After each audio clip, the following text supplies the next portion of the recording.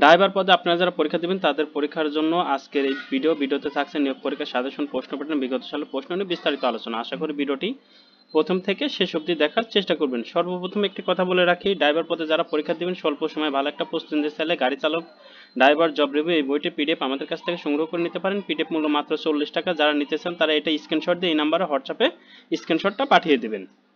আপনাদের প্রশ্ন কেমন আসে বিস্তারিত আলোচনা করব। আর আপনারা কোন কোন টপিকস পড়লে 100% প্রশ্ন কমন পাবেন। বাংলার জন্য সন্ধি, বিপরীত শব্দ, সমাস, এক কথা প্রকাশ, বানান, বাগধারা, সমার্থক শব্দ, কারক, সাহিত্য।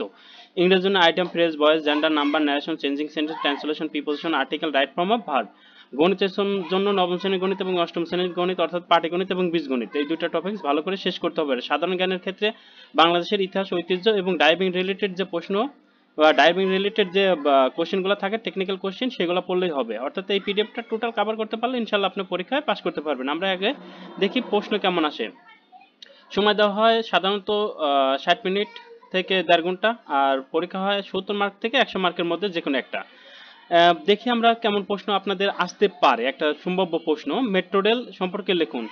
এটা পরীক্ষা কিন্তু অনেক আগে কর মেট্রো রেল সম্পর্কে প্রশ্ন ছিল। তাহলে আপনাদের অনুচ্ছেদ থাকতে পারে, যে অনুচ্ছেদগুলো এই বইতে দেওয়া আছে। সন্ধি বিচ্ছেদ করুন, সন্ধি বিচ্ছেদ থেকে প্রশ্ন আসতে পারে, এই বইতে দেওয়া আছে। অর্থ সহ বাক্য রচনা করুন, অর্থাৎ বাগধারা থেকে প্রশ্ন এসেছে, এই বইটাতে দেওয়া আছে। এক কথায় প্রকাশ করুন, এক কথায় প্রকাশ থেকে প্রশ্ন এসেছে, এই বইটাতে যথেষ্ট পরিমাণ এক কথায় প্রকাশ দেওয়া আছে। বিপরীত শব্দ লিখুন, বিপরীত শব্দ থেকে প্রশ্ন এসেছে। শুদ্ধ বানান লিখুন, শুদ্ধ বানান থেকে প্রশ্ন এসেছে। প্রশ্ন উত্তরগুলো লিখুন, অর্থাৎ সাহিত্য থেকে প্রশ্ন এসেছে। যে এই টপিকগুলো এই বইটা সুন্দরভাবে দেওয়া আছে এবং রিভার্স কোশ্চেন ব্যাংকও দেওয়া আছে। Paragraph, environment pollution. Environment pollution সম্পর্কে একটা প্যারাগ্রাফ লেখার কথা বলা হয়েছে। Fill in the gap, fill in the gaps এর মধ্যে preposition, article, right form of verb সবচেয়ে গুরুত্বপূর্ণ। এই চারটা টপিক থেকেই ফিল ইন দ্য গ্যাপস থাকে। ট্রান্সলেশন ইনটু ইংলিশ, ইংরেজিতে ট্রান্সলেশন করতে বলা হয়েছে। বাংলায় দেওয়া থাকবে, ইংরেজিতে আপনাদের ট্রান্সলেশন করতে হবে।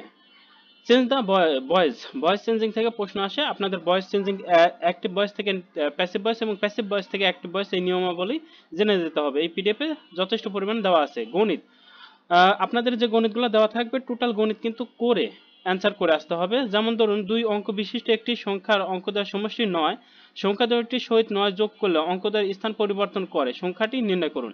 এটা হুবহু ক্লাস 10 এর অঙ্ক, হুবহু তুলে দেওয়া হয়েছে এখানে। আপনাদের গণিতের ক্ষেত্রে অবশ্যই টোটাল গণিত করেই আপনারা উত্তর করে আসবেন। আর সাধারণ জ্ঞানের ক্ষেত্রে তেমন কোনো আহামরি কঠিন সাধারণ জ্ঞান ধরবে না। যেমন বাংলাদেশের সবচেয়ে বড় গ্রামের নাম কি? আমরা জানি বানিয়াচং, এটা হবিগঞ্জ জেলায় অবস্থিত। টেকনাফ কোন নদীর তীরে অবস্থিত? আমরা সবাই জানি টেকনাফ নাফ নদীর তীরে অবস্থিত এবং বঙ্গোপসাগরের ধারে অবস্থিত। বাংলাদেশের প্রথম রাষ্ট্রপতির নাম কি? প্রথম রাষ্ট্রপতি শেখ মুজিবুর রহমান ছিল। এখন বঙ্গবন্ধু রিলেটেড কোনো প্রশ্ন আসবে না, যেহেতু এটা অনেক আগের প্রশ্ন, এই জন্য বলা হয়েছে। কান্তিজির মন্দির কোন জেলায় অবস্থিত? দিনাজপুর জেলা। বাংলাদেশের একমাত্র পাহাড়ি দ্বীপ কোনটি? মহেশখালী। আপনারা বুঝতে পারছেন যে আপনাদের প্রশ্ন কেমন আসবে।